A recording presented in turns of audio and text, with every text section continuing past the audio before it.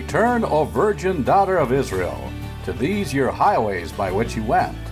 Welcome to Reunion Roadmap, a place to discover the people and communities along the highway of restoration for Israel's house of Joseph. Reunion Roadmap is a B'nai Yosef North America production. Be our guest for the next hour as we meet the people of the emerging house of Joseph here in North America. Hello, this is Stefani Pappas with B'nai Yosef North America, and with me is Al McCarn, our Executive Director. And we have a new show for you, and we're going to be interviewing Josh Ensley, who's actually in your neck of the woods. Isn't that right, Al? Yes, we seem to have been interviewing a lot of people from my neck of the woods this year. And honestly, there is something that God is doing in our region. I mean, you're not too far from here in North Georgia, and I am sitting right on the border of North and South Carolina. Something is going on. Now, not to say he's not moving elsewhere on this continent and in the world, but there seems to be a synergy, a networking, a building of kingdom structures here in the Southeast. And that's a reason why I get to interview the third person that I've interviewed in recent months from our own congregation right here in Rock Hill, South Carolina, founded in truth. And that is my friend, Josh Ensley.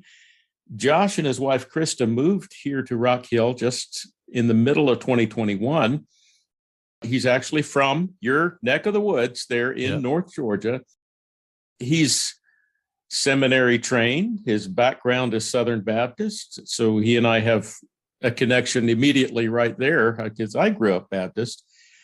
The reason I asked Josh to come on the program is to talk about a movement that he's part of called Pronomian Christianity.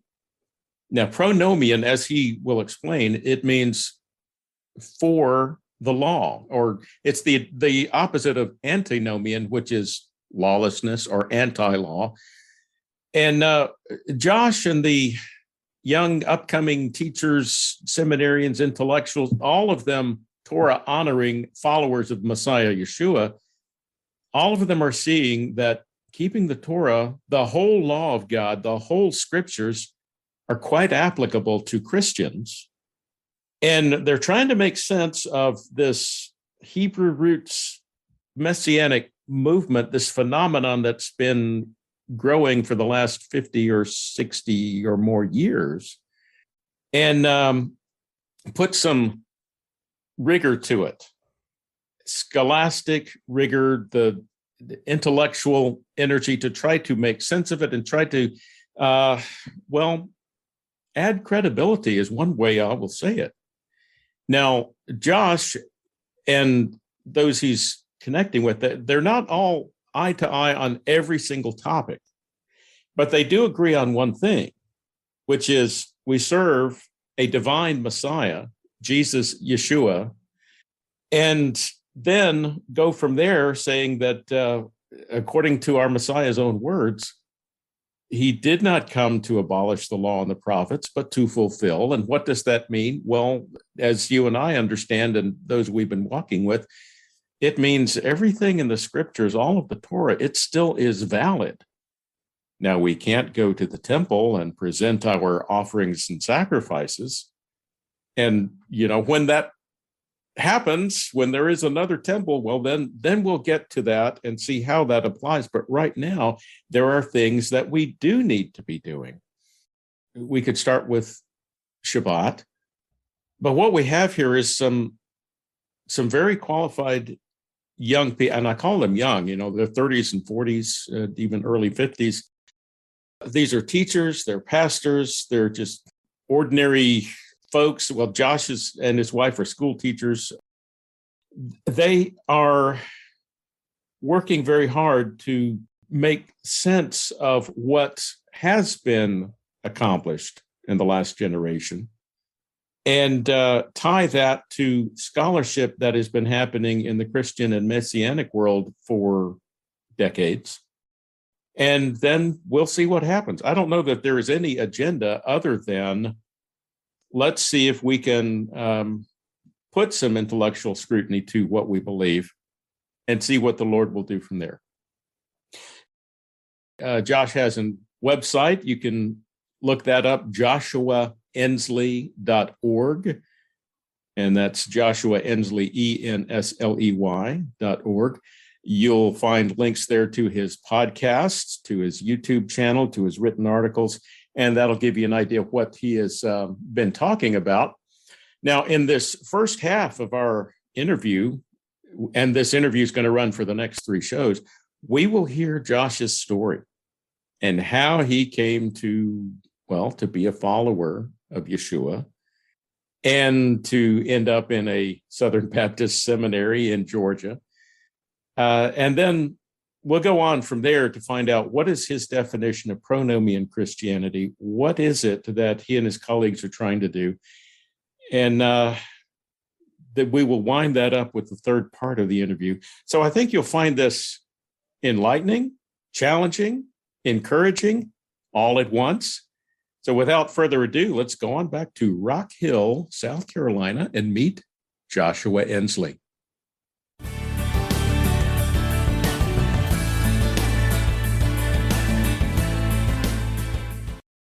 Hey, we have another special guest here on Reunion Roadmap. This is another friend of mine, Josh Ensley, and we are going to Rock Hill, South Carolina. Josh, welcome to the program. Thanks for having me.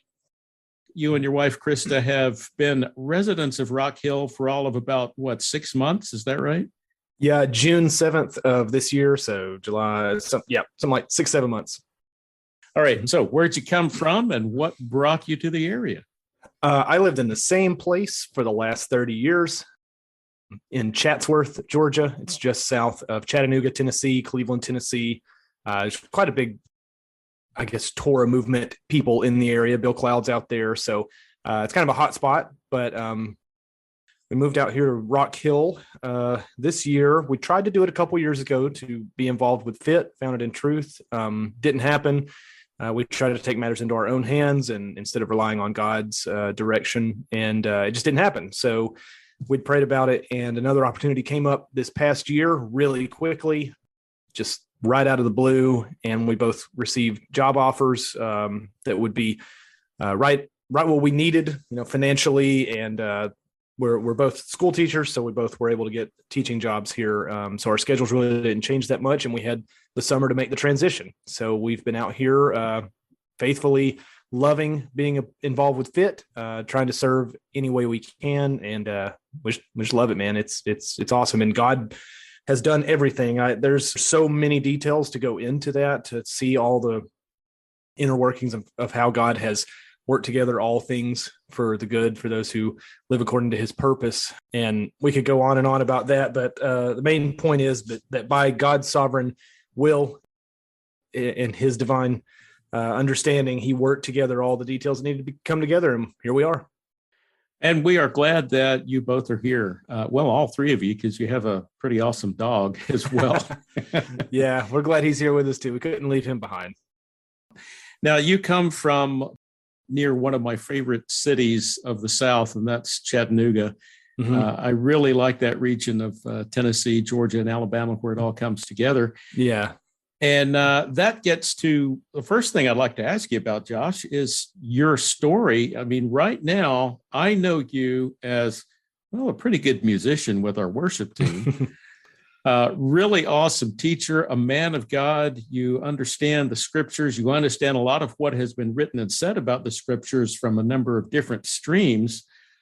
I'd like to know, how did you get there? What was your upbringing? Yeah, so I don't actually get to talk about this often, so I'm glad to be able to share. I was not always brought up in the church. My father and mother were very young when I was born, and they were not believers at the time. They were just 2 young kids, and here I came. And so the first few years, I think they were really trying to figure it out. My dad was born again when I was about 7, 8 years old. And he was still a young man, younger than I am right now. He got us into church. We plugged into a local church about 10 or 15 minutes from our house.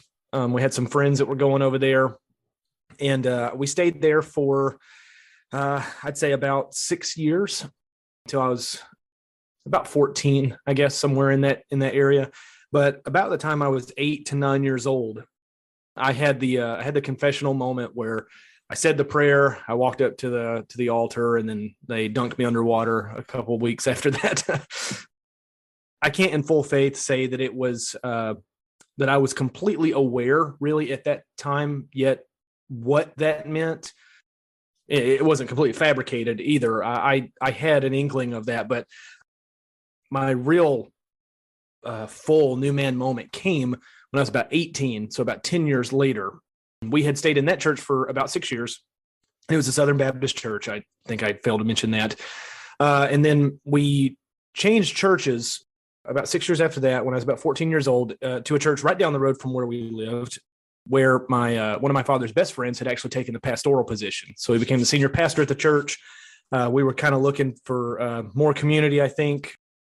And so we moved to that church family and then ended up becoming members. And that was the church that I grew up in while I was in high school. So for the 4-ish years that I was in high school, we were there. It was Mount Pisgah Baptist Church. And that's where my real new man moment happened. I was convicted of my sin. God reached down into a sinner's life and changed my heart completely. Took me away from my desire to just do evil.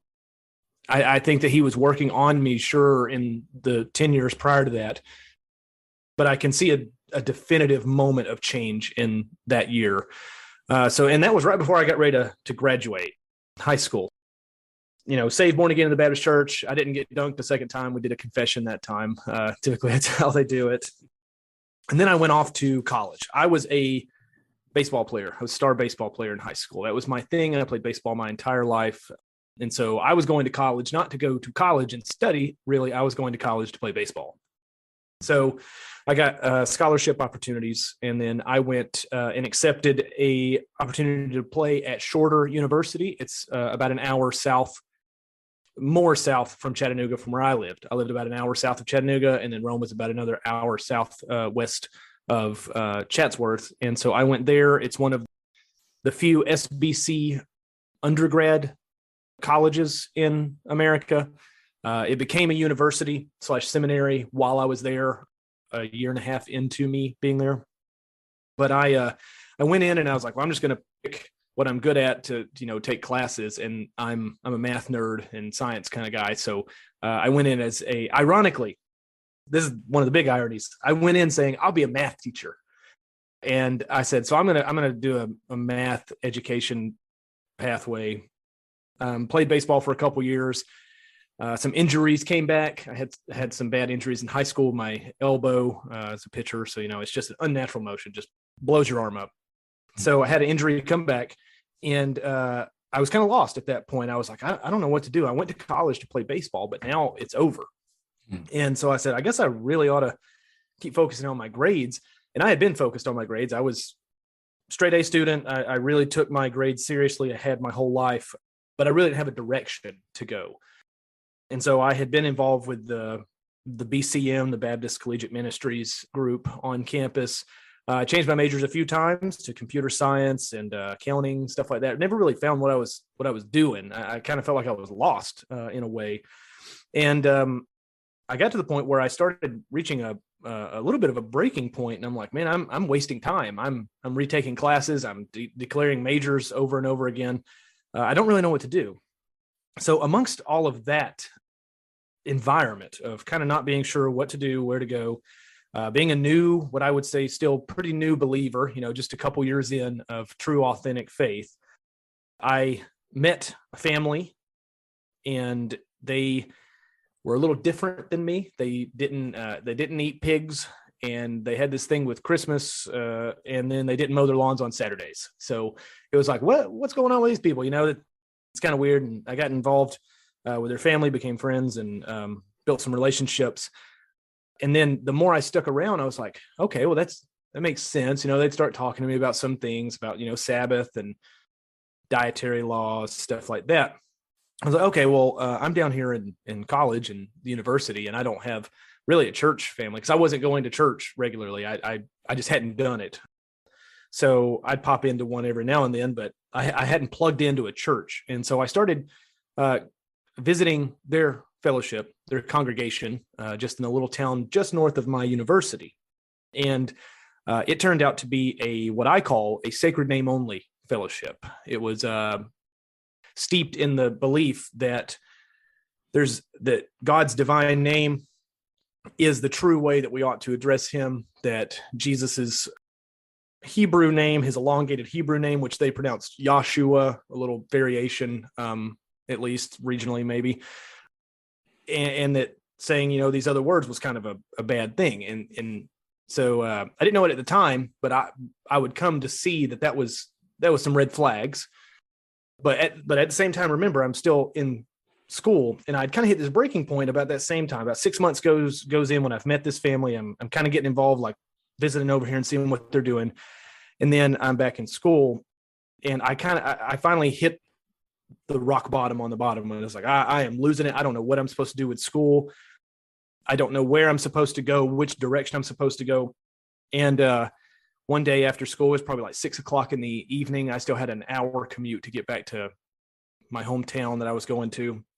And I'm sitting on a bench outside, right outside the main building, right in the middle of the university. And I'm praying, and I'm like, God, I don't know what I'm supposed to do. I'm so lost. I feel like there's something here that, like, I'm supposed to still be at this school. I didn't stop going to school whenever I stopped playing baseball, because I felt like, man, there's something here. I can feel it, that he's leading me something, but I couldn't figure it out on my own.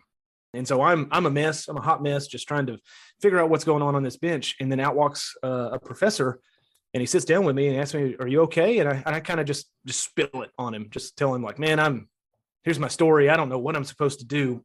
And he says, well, I'm the chair of the Christian Studies department. And if you would like, maybe take some encouraging classes and get involved with us. Even if you don't, have this kind of major, they still count towards your overall graduation. So why don't you sign up for a couple classes? And it was right towards the semester change. I think it was around winter break when this was happening. I said, okay. So I went back into his office and we talked, and I built a relationship with him, and I was like, man, this is awesome. This is kind of out of nowhere. And then I signed up for a couple classes. Next semester rolls around, and I get into my intro to the Bible, intro to Christian history classes. And I'm like, oh man, this is pretty cool. This feels right. This is something about this. And so I'm going through that semester while also, remember, back here, I'm at this sacred name area too, with this fellowship, kind of getting more involved as the weeks go by with it. And after the first semester, I was like, I had been praying so hard this semester. I'm like, I know this wasn't just happenstance. I need you to tell me if this is the path you want me to go on or not, or if this was just a moment to help get me back on my feet. And I kept remembering for a few years, when I first got saved back in the Baptist church, my parents, everybody had always told me, is like, we really feel like you're special. You have a gift for teaching and communicating. We're confident that God's going to use you in some great way to further his kingdom. And, you go off to play baseball, you kind of forget about those things. But then you get in this situation where you're in class and you're learning about this, and God's word is finally really starting to open up to you, and you're seeing it from its historical lenses, its textual lenses, and all this stuff, and having good godly men lead you into that. And so I'm like, is this what I'm supposed to do? Is this it? Is this what all of this, playing baseball for all those years, getting injured, going to this school, staying here without a direction, and then him happen to be staying after work and grading some research papers after hours that he's normally not there, just to meet me at that bench and then talk to me and get me plugged into this department. And so after diligent prayer and fasting, I was convinced that God was leading me into being a formally trained minister of his word and to preach his gospel and use my opportunity that I had, that baseball had brought me into this university, to then transition into that and to be in school, not for sports, but for intellect and training up in the ways of the faith. And so I started my undergrad officially, really, for my bachelor's of arts in biblical studies. And so I spent the next 3 years finishing that out while also involved, again, like each week, a higher degree of being involved in this sacred name only group. And man, there were some conflicts. I felt like, because I was coming into the seminary and into this degree, you know, fresh Christian. I wasn't the most theologically trained by just a couple years that I had been in the church. And then I meet these guys, and man, they're diligent about reading their Bible. They're diligent about affirming and really honing in on what they believe and what they think about the Bible. And then I'm sitting here in my classes with my professors and my mentors, and like, you know, they're drilling it in. They're like, here's a whole new world for you. And so I'm learning church history and text criticism, Greek and Hebrew and Aramaic, philosophy, and all this stuff. And then I'm also getting this pro-Torah perspective behind me at this other group. And there were a lot of points of contention. And the red flags that I didn't recognize up front of this group, I would recognize over the coming years. And I thought those guys are the only ones in the world. And this is a cliche. I hear this all the time, even, 10 years later. Those are the only guys in the world who believe like me. They're the only ones who think that, eating kosher and resting on Sabbath and doing all this stuff is how we're supposed to live as believers. And so I held on to that because they were different. They were different than back at home where my dad and my mom and everybody were in their church. I'm not going to say they were so different that they couldn't at least have fellowship with each other, but there were some significant differences. And the longer I stayed, the more I kind of, it's like the sharper my theology was getting in seminary, the more I was able to find some holes in some thoughts that I was being told on Sabbath. Notably, that Jesus isn't divine. That started coming out, and I was like, oh man, wait a minute. And so I was really pulled in both directions. I was like, I understand why the church teaches that he is, because I'm being trained in the evidence of why. I'm looking at, my Greek New Testament, and I'm seeing there's no other way to understand that. But then I'm hearing this over here by the people who are the only ones I've ever met that are keeping God's law and having the applicability to my life. And I'm like, there's got to be something there. I can't just write them off. They've got this right, I think. And so in 2015, that all really came to a head.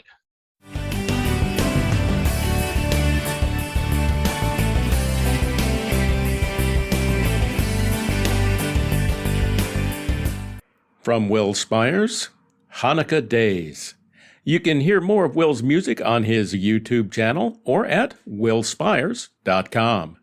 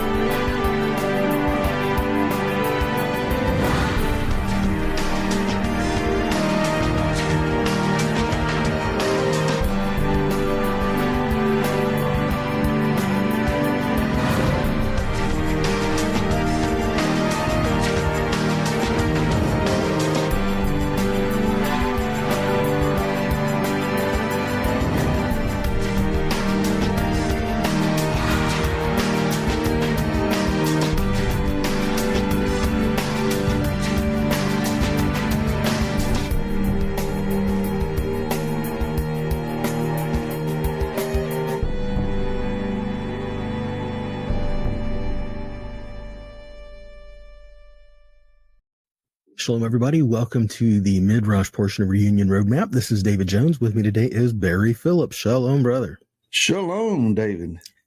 So at the time of this taping, or not literally taping, but recording, if you will, it's Hanukkah.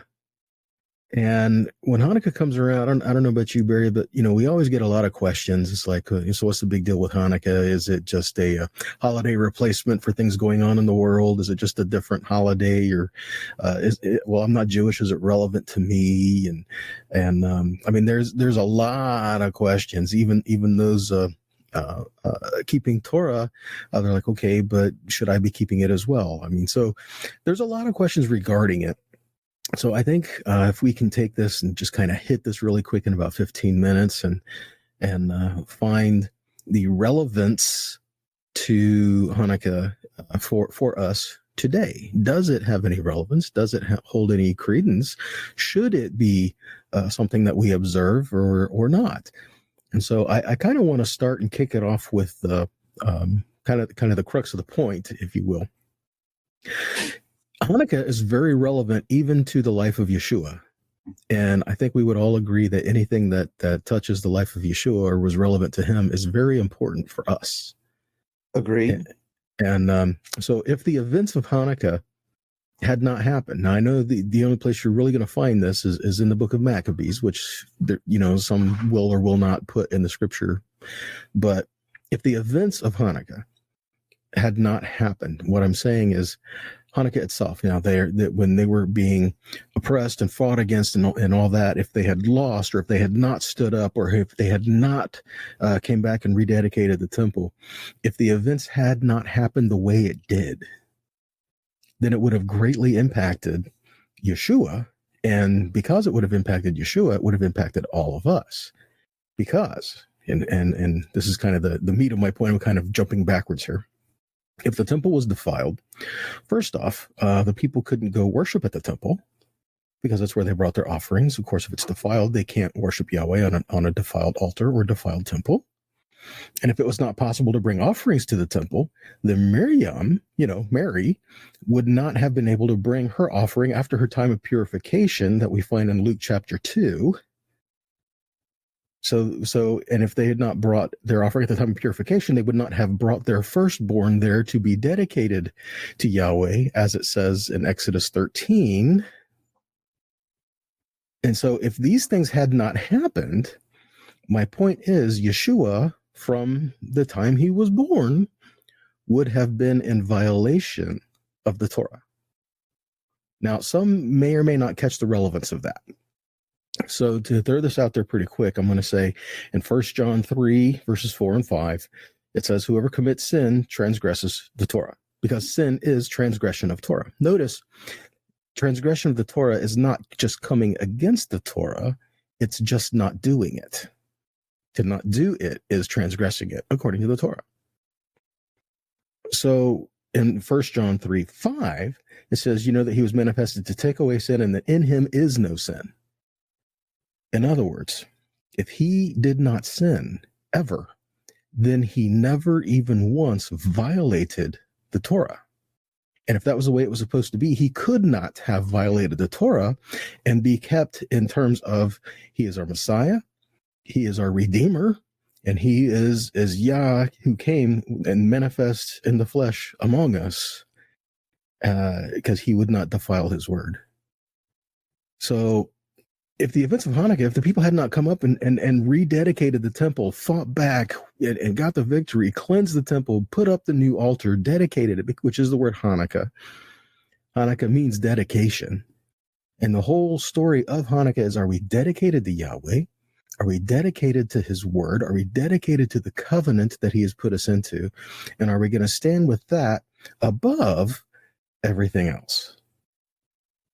And okay, so this is it is kind of a broad setup. It seems kind of narrow, but it is kind of a broad setup because the events regarding Hanukkah and the things that were done to the people was quite a lot. It was quite a bit. I'm going to kind of drop this and leave it. One of the big things that were given is Antiochus said to the whole kingdom, guys, we should all just be one people. We should all just do things the same way. We should just get along and everyone leave his law and do what we say. So that's kind of a big bomb to drop. But that was what the people were given the choice of. So what are we going to do with that? All right, we've got a lot of different directions to go here, Barry. Where do you want to take this today? Okay, well, I want to follow the big if thought that you started there with, which all is legitimate. If the Greeks had held sway and so forth, then yes, the Hebrew culture of that day would have ceased to have existed, because Hebrew culture is defined by the Torah, and it is centralized around the temple. If you think about following the Torah's commands, then people arranged their life schedules around agriculture, making 3 pilgrimage feast travels a year. They situated their lifestyle and their living around, what am I harvesting? How am I going to transport that to the temple to acknowledge that Yah is the one who has given to us? Lay money aside to make the trips, how they ate, how they lived, how they passed their inheritance on to their next generations. Everything was centered around the Torah's commands. If you lay all of that aside and you adopt a completely different culture, matter of fact, a culture that focuses not on community, but on the individual.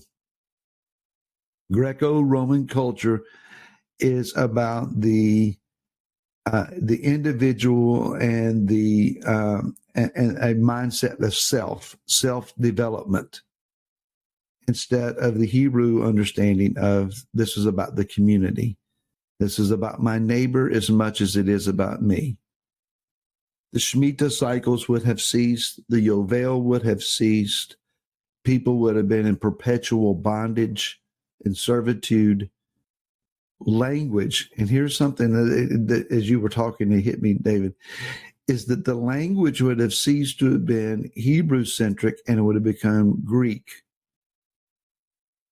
That means that then if Yeshua had been born into that Greco culture, then the nuances of what he said would have been lost to us. The insights of what he said going back to the Torah would have been a huge disconnect. That bridge would have been burned, because he would have been speaking then in the Greek language, which would have been dominant of that day, had, again, the Maccabees not rose up in revolt. And we would have had a completely different understanding. Translating all of that to our day, even if somehow in that Greek-oriented setting, redemption could have been accomplished for us, as it would be applied to us now, there would be no return to the Torah, because the Torah that bridge would have been burned. And what was commanded in the prophets about the last days, Yah's people will return to his commands, and his covenant would be written upon our hearts, etc. That would have been an impossibility. In order for the Torah and the prophets to be fulfilled, it required that group of people in that day to rise up and say no. To the cost of our own lives, Yah, help us, here we stand, but we defend not just our language, not just our culture, not just our identity, not just our ethnicity and race, but we're defending the Torah and the prophets themselves. so that Messiah can be revealed to us. So what does that then say about our current day and the threats or the allure or the demands that we assimilate and play along and adopt current cultural trends? Well, you're just being obstinate. You are antisocial. You are, the list of negative terminologies go on. So I'll throw the bomb back in your plate. Boom.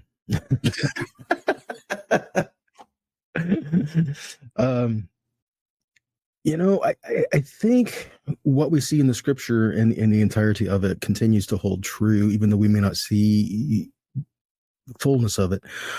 One person makes a difference.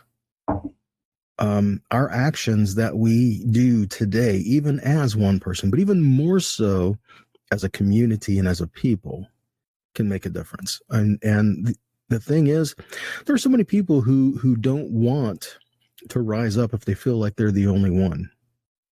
Well, I'm outnumbered, what can I do? But throughout the scripture, we see where people have done just that, where one person has risen up. And what happens is that Yahweh brings in those around who will help that. And it may be a while before that happens, but it always happens, when we see it in the scriptures. That's what all the prophets were given to do. The prophets were to declare the word of Yahweh if the people listened or not. Because there's always going to be those who will hear. And we have that responsibility. As a people of Yahweh, we need to say, I'm going to stand up and I'm going to declare the word of the living God. I'm not going to beat people over the head here, okay? But I'm going to declare his word. I'm going to declare his love. I'm going to declare his righteousness. I'm going to do this. And to say there's a better way to live than what we're seeing. People are looking for change in their world around them, not realizing that the change that they're looking for, the change that they need, is Yahweh. Indeed. Agreed. And so the only way they're going to see that is if we show it to them. And it's not, again, we feel like we have to stand up and be militant and do, no, we can stand up and how about this? Be humility, show humility. I'm going to say humilitant, but that's not a word, is it? It is now. It is now. Just going for the rhyming factor of it. But we need to show humility, and we need to show the heart of Yahweh, which is restoration. And restoration of what? Restoration of his people. Restoration, life toward Israel, a people of covenant, and coming in together. It's funny how the adversary works in this. Because when we talked about Antiochus, he's like, hey, we all should be one people. We all need to just learn to dwell in unity. We all just need to do this. Good words, right? But what are we united in? World peace, brother. World peace. That's only going to come through the Prince of Peace. It's not going to come any other way. And so it's not really about compromise as it is about showing the heart of the Father. And if we do that, that's what people are going to rally to. That's what people are going to come to. Not everybody wants peace, but for those who do, they're going to come to Yahweh. And peace is not the absence of battle. Peace is not the absence of turmoil. Peace is what you have in the midst of it. Yeah. And I think that's a hard lesson to learn sometimes, but he is the Prince of Peace, and he will give us that as we come to him and we show his heart to those around us. Restoration of the altar, restoration of that. That was the dedication. Hanukkah means dedication. And what's the purpose of the altar? The presence of Yahweh. Worship him. Of course, the altar representing your heart, of course, right? Romans 12:1-2, you're a living sacrifice, right? We need to put ourselves and our hearts on that altar. And that altar needs to be his altar, not of the ways of the world. Well, I can't wrap it up any better than that. So, folks, enjoy your Hanukkah season. If you are one to celebrate, may it be filled with light. May it be filled with dedication of your hearts. And if you would like to contact us, you can do so at Reunion Roadmap at BeneYosefNA.com.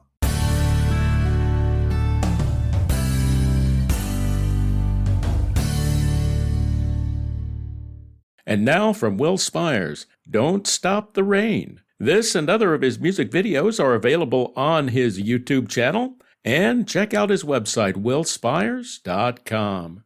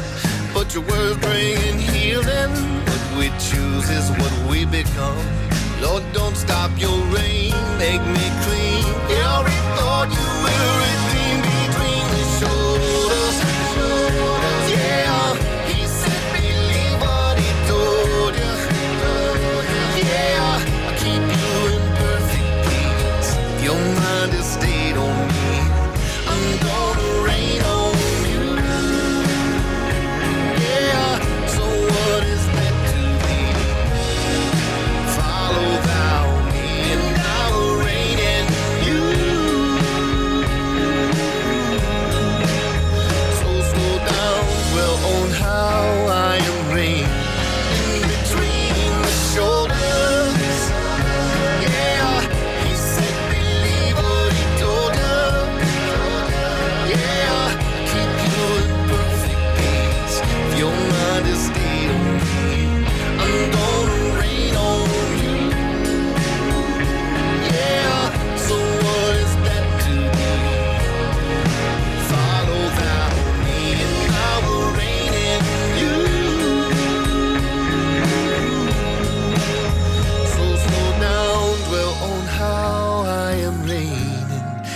inside of you.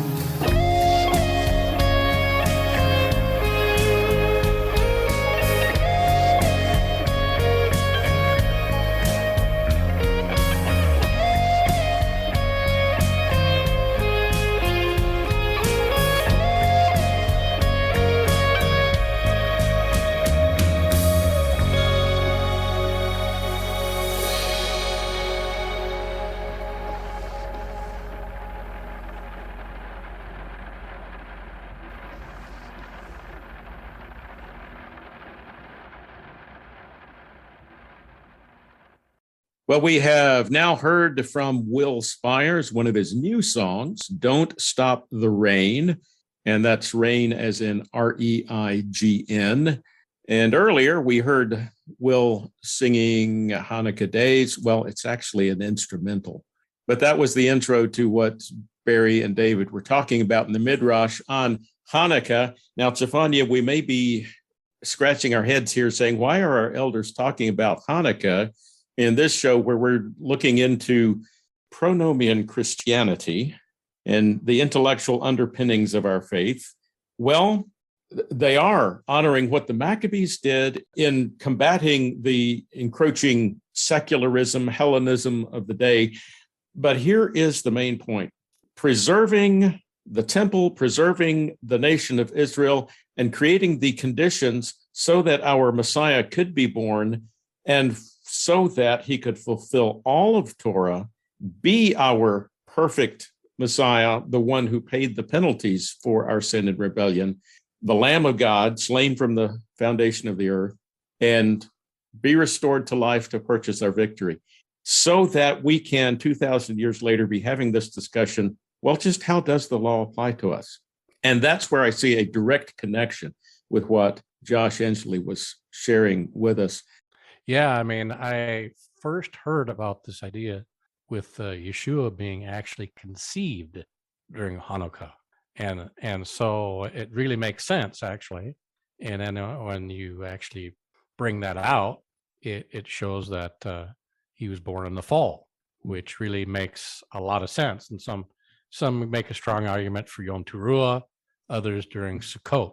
Both of them, it makes total sense to me, either one of them, actually. So haven't really made a thought on that. The only thing that's kind of nice is if you think it's Sukkot, then on Shmini Atzeret would be when he did have his circumcision. So that's kind of a neat thought. But whether that it was like that or not, I don't know. There are also good arguments that Yeshua was born in the springtime around Passover. I know my personal preference on which idea makes sense, but this should not divide us from each other in fellowship if we have a different opinion. And this gets to what our friend and brother Josh Ensley is talking about. If we have in this Midrash the foundation that's laid of our Messiah did fulfill the law perfectly, and yes, you mentioned going to the temple to be circumcised the 8th day, paying the shekels temple tax, the requirement for the firstborn. That's part of fulfilling the Torah.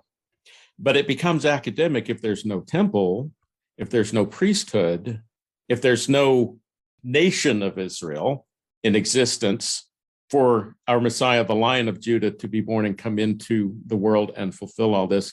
Well, then he's disqualified from the beginning. Yes. Okay, so this gets to where Josh Ensley and the guys and gals that he's working with are investigating, why do we honor the Torah in the first place? How is it applicable to us? We would not even be having that discussion if it weren't for the heroes of the faith, which actually includes Judah Maccabee and his brothers and father and so many others. Yes. So that said, we're going to have to end the show. We're out of time and leave this as a cliffhanger because we have more discussion to come up with on these lines in our next show. So on behalf of Zephaniah Pappas, Barry Phillips, and David Jones, this is Al McCarn. Shavua Tov. Thank you for joining us on Reunion Roadmap, a production of B'nai Yosef North America. Please come back next week for another visit with the people of the emerging house of Joseph here in North America.